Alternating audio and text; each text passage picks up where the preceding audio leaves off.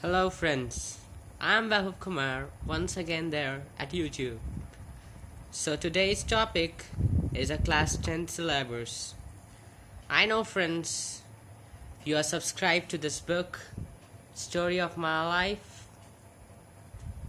Okay friends, I hope you are aware with the guidelines of the CBSE that says that under the long reading section you will have to answer 2 or 3 questions from this book. So how are you going to answer that questions? So let's get started. If we see, this book has got total 21 chapters, I think so, and there are total 23 chapters. Sorry for the mistake. 23 chapters. And as you know, in the board based pattern, we are going to see the earlier conception was that CCE included 14 chapters, but here we'll be having 23 chapters. So there are total 23 chapters that you have to read at one go. So for that you need to get an early start, and I'll be there to help you out for each chapter. So before we get started, I would say that watch in large amount and just see the loop and holes in a wave. So let's get started. As you can see, this book is about Helen Keller. So Helen Keller, as you all know, was born in Tuscumbia in northern Alabama in USA, and her father, Arthur Keller, he had served in Confederate Army, and her mother, she was daughter of Charles W. Adams, a brigadier in Confederate Army. So generally we see that any autobiography includes their own family background and where they were born and brought up. So that's the same with this book also. So it's generally describing the first part, how they were and how their ancestors were. So gradually the book proceeds till we see that Helen Keller overcomes all the difficulties and surmounts all the difficulties, and she is able to communicate that were a desperation for others who were deaf and blind. So this book generally tells us about the hardship, about the perseverance that Helen has received throughout her journey. This book has got several characters there at it.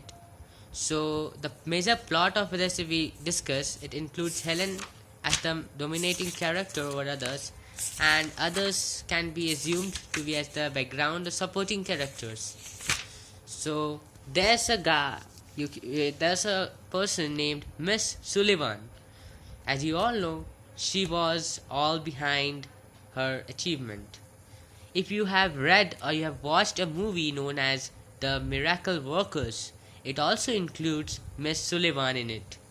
Miss Sullivan, she was there at Perkins Institution for Blind, where their father, I think Helen, and their parents had approached through Alexander Graham Bell to that institute to know about a tutor who could help Helen out in communicating or getting basic education. So here comes the picture of Miss Sullivan. As you can all see, here comes the picture of Miss Sullivan. There at page number 194 of your novel. So after that we see another character, that is Dr. Graham Bell. So Dr. Graham Bell was the key person between Anna Sullivan and Helen Keller. It would have been impossible for their parents to find a proper tutor for Helen who could have helped her to get a better education and to make a better future. This was Dr. Graham Bell who really helped her. And when she was just 6 years old, her parents had sought his help in finding a teacher for their deaf and blind daughter. Helen at once felt his tenderness and sympathy, which endeavored Dr. Bell to many people. He made Helen sat on his key. Moreover, it was very encouraging for Helen to know that he understood her signs. Helen felt eternally very grateful to him, for he found Miss Sullivan to her.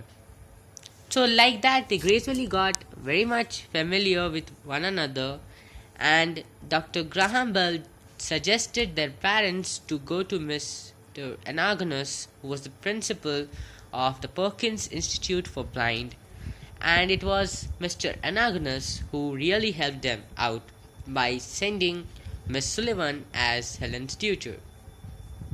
Now, after the arrival of Miss Sullivan, one could see the techniques that were incorporated in the teaching matter of Miss Sullivan that really helped Helen to overcome all the difficulties and hurdles that she earlier faced.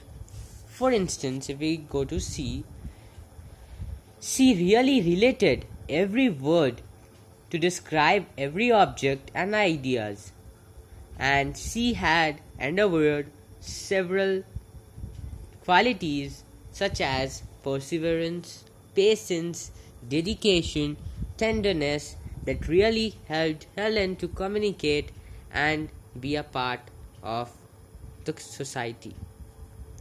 And you'd be surprised or amazed, astonished or astounded to know that the story takes place at such an era where there was greater, you can say, 100% negligence towards these differently abled people. And there we could see how Miss Sullivan kindled a ray of hope for those differently abled persons. And they were really helpful.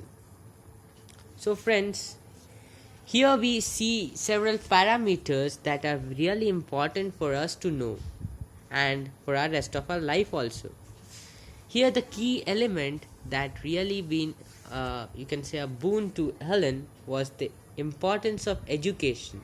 This autobiography proves that education is the only agent of change, and it is through education only that one could carve a niche in the world.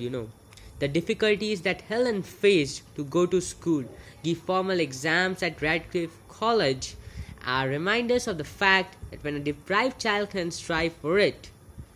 And it was her graduation with honors from Radcliffe College that really been something to inspire others.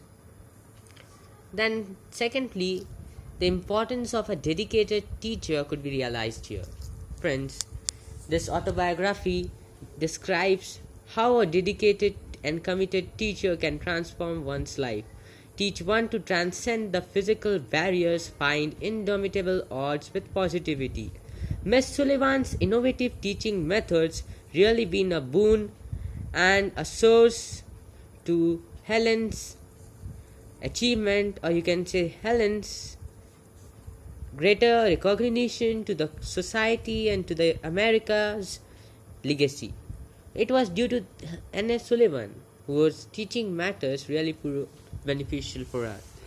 Nextly, we see how the N.S. Sullivan helped Helen to learn and to implement it in her practical life through just narrating her with nature's call.